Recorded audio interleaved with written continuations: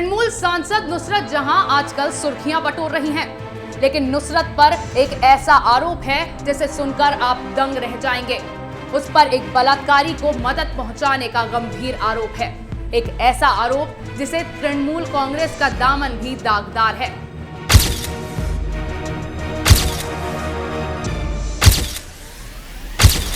गले में मंगलसूत्र, मांग में सिंदूर, हाथों में चूड़ा, ग्लैमरस, गंगा जमनी तहजीब और एक भारत नेक भारत की स्वघोषित अलंबरदार। ये है टीएमसी सांसद और टॉलीवुड अदाकारा नुसरत जहां। आजकल ये देश के एक बड़े तबके की आंखों का तारा बनी हुई हैं। इन्होंने हाल ही में बिजनेसमैन निखिल जैन से हिंदू रीति रिवाज के मुताबिक शादी की। इनके पहनावे, सिंदूर और मंगलसूत्र को लेकर मौलवियों ने फतवे सादर किए। इन फतवों ने इनकी शोहरत में चार चांद भी लगाए। मीडिया ने हाथों हाथ लिया। इनके सहारे टीवी चैनलों ने टीआरपी की रेस में एक दूसरे को मात देने की कोशिश की।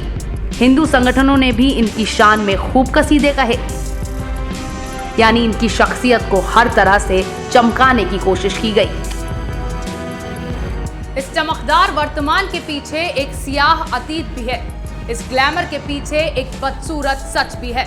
जब अंधेरा छटेगा, जब नकाब उठेगा, तो एक सच्चाई सामने आएगी, और वो सच्चाई ऐसी होगी जिसे सुनकर आप भी हैरान रह जाएंगे। ये घटना 5 फरवरी 2012 की है। कलकत्ता के पार्क स्ट्रीट के एक नाइट क्लब में एक एंग्लो इंडियन महिला से 5 लड़के मिलते हैं। उसे उसके घर तक लिफ्ट देने की पेशकश करते हैं। महिला उन 5 वैश्यों की आंखों में तैर रही हैवानियत भाप नहीं पाती है और उनकी कार में बैठकर अपने घर जाने को तैयार भी हो जाती है। यह उसकी जिंदगी का सबसे गलत फैसला साबित होता है। रात के अंधेरे में इस महिला का रेप होता है, जो कलकत्ता पार्क स्ट्रीट का सामूहिक बलात्कार के नाम से जाना जाता है। इस जुर्म के 5 आरोपी थे: कादर खान, रुमान खान, नासिर खान, मोहम्मद अली और सुमित बजाज ने महिला को चलती कार में अपनी हवस का शिकार बनाया और सुबह 3 बजे एक्साइड क्रॉसिंग के पास फेंक कर भाग निकले। घटनाओं के 3 दिन बाद यानी 9 फरवरी को महिला ने पार्क स्ट्रीट थाने में एफआईआर दर्ज कराई, लेकिन सरकार, प्रशासन और पुलिस सब उसके दुश्मन बन गए।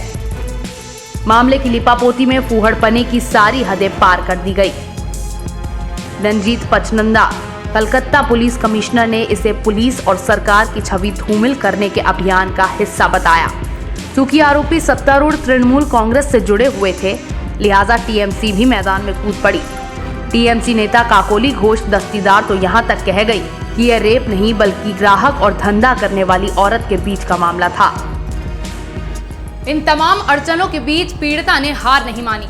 सबसे पहले हिम्मत कर उसने अपनी पहचान बताई। खुलकर कहा कि मेरा नाम सुजैट जॉर्डन है और मेरे साथ सामूहिक बलात्कार हुआ है। वो आमिर खान के शो पर भी आई थी। जब ममता बनर्जी के लिए इस मामले को दबाना मुश्किल हो गया, तो इस मामले को कलकत्ता पुलिस के डिटेक्टिव डिपार्टमेंट को ट्रांसफर कर दिया गया। पुलिस ने जांच के बाद 3 आरोपियों को गिरफ्तार किया और 2 को भगौड़ा घोषित किया। इन दोनों भगौड़ों में एक नाम कादर खान का भी है, जो नुसरत जहां का बॉयफ्रेंड रह चुका है।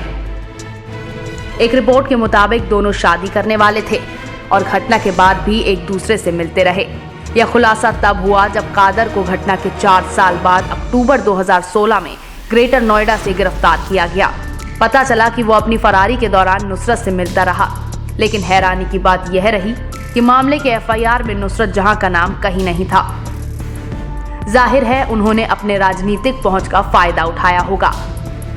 पुलिस ने कादर के ठिकाने के बारे में उनसे पूछताछ जरूर की। वो पुलिस से यह कहती रही कि घटना के बाद वो कादर से कभी नहीं मिली, लेकिन उस पूछताछ के बाद जब पुलिस ने मुंबई के एक होटल में रेड किया, तो एक चौंकाने वाला सच सामने आया। पुलिस ने पाया कि नुसरत और कादर दोनों ने उस होटल में एक साथ कमरा बुक कराया था। नुसरत जब कलकत्ता वापस लौटी तो उन्होंने कादर के लिए पटना के टिकट का इंतजाम भी किया था। पुलिस को कादर की गिरफ्तारी के बाद ये पता चला था कि पैसे हासिल करने के लिए कादर अपने रिश्तेदारों और दोस्तों का इस्तेमाल करता रहा। पैसे का लेन देन वो थर्ड पार्टी से करता था, इसीलिए पुलिस भी इसका सुराग कभी नहीं जुटा पाई। एक तरफ तो ये सबूत है, दूसरी तरफ नुसरत ना सिर्फ इस बात से इनकार करती रही कि वो कादर से मिलती है, बल्कि 12 फरवरी की रात घटी घटना के खिलाफ हो रहे विरोध प्रदर्शनों में भी हिस्सा लेती रहीं। अब ये फैसला आप करें कि इस मामले में नुसरत जहां पर एफआईआर दर्ज होनी चाहिए थी या नहीं। क्या मीडिया और देश के एक बड़े वर्ग द्वारा नुसरत की जो महिमा मंडन हो रही है, क्या उसे वो डिजर्व करती हैं? क्या कादर वारदात के 4 साल बाद तक पुलिस को धोखा देता रहा, उसमें सरकार और टीएमसी का हाथ नहीं है? सवाल ये है कि क्या कोई मीडिया उनकी साड़ी, चूड़ी और सिंदूर के पीछे छिपे काले अतीत पर सवाल करने की हिम्मत उठा पाएगा, या तृणमूल की इस नई नवेली सांसद के गुनाहों पर हमेशा के लिए पर्दा डाल दिया जाएगा?